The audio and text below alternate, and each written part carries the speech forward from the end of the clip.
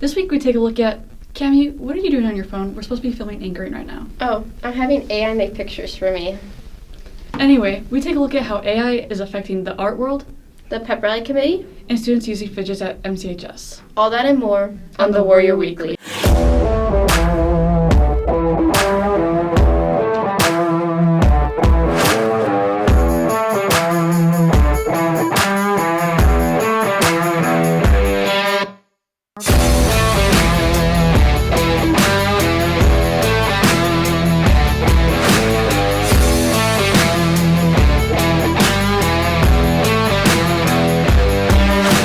Good morning, Warriors, and welcome to this week's edition of the Warrior Weekly. Presented by Warrior Student Media, I'm Mackenzie Woods. And I'm Cameron Mitchell. This week we take a look at a number of exciting events and stories here at MCHS.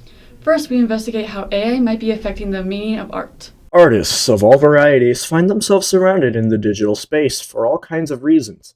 However, recently, one reason they've been in the spotlight is due to the use of AI. This includes art and English teachers who attempt to teach students to use AI responsibly. There's so many different ways to look at AI. Obviously, it's a tool. It's a way to create things quickly. It's a way, like I said, art is a way of communicating. So with AI, if you want to communicate an idea or generate ideas, you can get those ideas. You can access those ideas quickly. In terms of creating art, I don't think that's not what I try to steer my students towards. It's not creating with AI, but learning to understand through AI. The intention behind AI was to be a tool to help people create and revise, rather than to be a tool for people to just throw in a prompt and see what comes out. So how does it help creators? Option, so you can kind of use that again to come up with ideas, to kind of work through thoughts, but again, not to create art. So I think it's important that if students are using it, they do indicate when and how and why they're using it. And as long as they understand that it's a tool for learning, it's a tool for exploring, but it shouldn't be the final product. I can see it be useful for topics or pose making for drawings, but it should never be used to completely make the art. I think AI could be a thought partner, right? So as you are working to create and hone in on your topic or idea, it could be used in that way pretty productively. Historically, art has been a representation of how people express themselves and is a form of symbolizing how humanity has evolved culturally. I think it can be helpful. I think a lot of us are encountering it regularly and maybe not even realizing it. Now when you go to just look something up, AI is already generating information for you and trying to simplify things. I think it's just a reflection on how quickly our society is moving and how we almost expect things to be so easy to access. And I think it can have some negative, obviously a lot of negative impact from that. I think it causes us to be impatient. So I think you have to find the right balance. It can express interests, how you feel about certain things, and all sorts of other ways to express yourself, but it can also just be a way to make things that you enjoy. More importantly than art being a form of humanity's expression, the use of AI in the classroom for art and English classes is still a very current debate. Teachers and I discuss this quite a bit, right? How can we teach students to use AI, which is definitely something they're going to use in their profession, but in a responsible way so that it's not interfering with their academics, right? So we don't have a clear answer for this yet. In a world that's always changing, there are many unanswered questions, like where's the line drawn for AI's use in art and teaching classes? Reporting for the Warrior Weekly, we are Ryan Tedman, Atlas Wooden, and Mackenzie Woods. Next, we've dived deeper into how the Pep Rally Committee is trying to get students more involved. Voting or hearing I about feel it. like there's not like four rounds. Right, like round one is this, round two is this, rounds 3 and 4. Behind most school events here at MCHS, there is always a group of students and staff that are performing the inner works of each event. You know, pep rallies are something that are super interesting because our student body has clearly told us that they enjoy them. This year's pep rally committee kind of has something up their sleeve that I think is really, really cool, and it's a really unique idea that kind of focuses in on this idea of March Madness. Mitch Stengel and Brooke Walkweiler go into depth about what the pep rally committee meetings might look like during their planning sessions. What are we going to pass out? What are we going to do? How are we going to keep them engaged? Like, all of these different things are challenges, right? And that's why it's not just me doing it. We have a pep rally committee, so every idea comes from the students, right? It's what you guys want. It's what you guys want to see, and I'm just the one that helps make that dream happen. Mainly, Stengel has like the final say in all of it, but really it's like kind of like a democracy kind of layout where we all have ideas and we all just take the best of those ideas and combine them into one, so it becomes like the best pep rally. For many students, pep rallies are a classic symbol of high school culture. Junior Brooke Walkweiler explains popular games that might be played in pep rallies at MCHS. Scavenger hunt musical chairs is always a hit, so usually we do the games like a simple game like that we know everyone loves, and then we base our theme off of that, and then like that helps decide like other games that we're doing. Kind of make it more interactive by doing like a bracket play kind of thing. It's just having the crowd get involved with who picks like who's going next and everything. So. Juniors Brody Lipberry, Summer Spangler, and Brooke Walkweiler discusses about the struggles of choosing games that will keep students and staff entertained.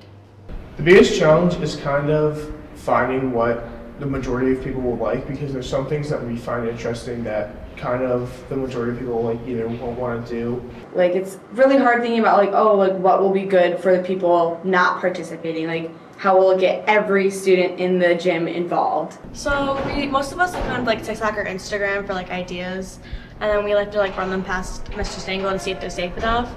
But there's also times like I'll ask my friends like, hey, like what kind of games would you like want to do for a pep rally?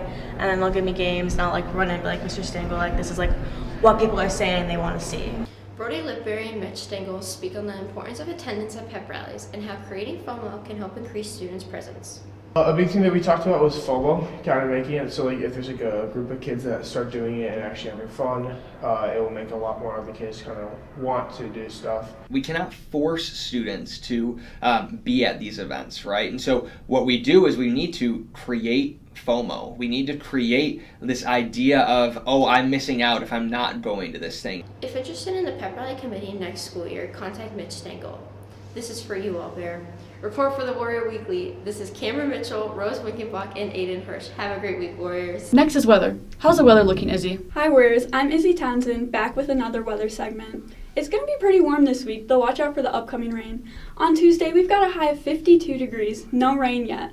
And then on Wednesday, it's getting pretty warm with a high of 55 degrees, but watch out for the rain on Wednesday, Thursday, and Saturday. And then on Thursday, we've got a high of 40 degrees, a little bit of a drop. And then on Friday, a high of 38 degrees, getting a little more chilly. And then Saturday, we're back up to a high with 40 degrees, but again, watch out for the rain. Thanks for watching my weather segment this week. Next, let's pass the ball to Sid and Fee for sports. Thank you, Cami. Good morning, Warriors. We are Fionn Curtain and Sydney Boswell, here for this week's sports report. This past weekend, the road to state continued as boys and girls wrestling took on sectionals. 5 girls represented MCHS in Schaumburg, and 3 boys represented MCHS in Barrington. In a final home game, the varsity girls basketball team played the Cary Grove Trojans, where they lost, but getting to celebrate their seniors was a night to remember. The varsity boys basketball team won to the Dundee Crown Chargers at their last regular season Friday night away game. Thank you for watching, Warriors, and have a great week. Back to you, Kenzie. Lastly, Warrior Student Media was fidgeting with the idea of whether fidgets are beneficial or not in classrooms. From phones to fidgets, a new classroom distractor has come to MCHS. Teachers have noticed during second semester that the amount of fidgets have increased in their classes, but are they beneficial or harmful to the student learning environment? I think that fidgets can be beneficial if students use them appropriately. I think it can help students to kind of keep their hands busy or keep, just their mind able to focus more by kind of eliminating the distractions of needing to fidget by having something to focus their fidgeting on. I think it's a good way of releasing some of your stress while you're working, because I just think it's like a fun thing to squeeze while doing some work. Although some students and staff see fidgets as an advantage, there is a line where they can become something more distracting than helpful. Yeah, I think so. And I think it becomes from like peer pressure or how others see them, or like influence from peers of when they would be misused. Some staff members feel as if they can distinguish that balance between tools and toys when it comes to fidgets. Yeah, I use the phrase like it needs to be a tool, not a toy.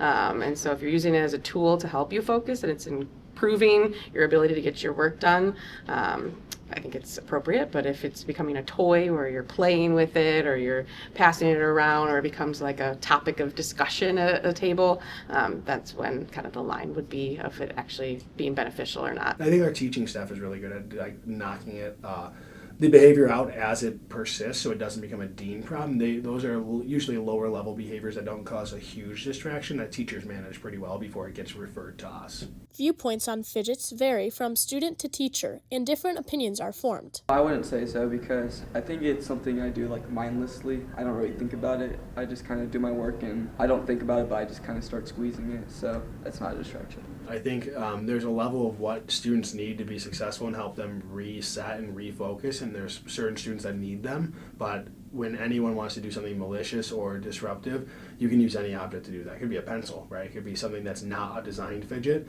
So I think the behavior is different than the object. Like all trends, the needles will come and go. What do you think is next?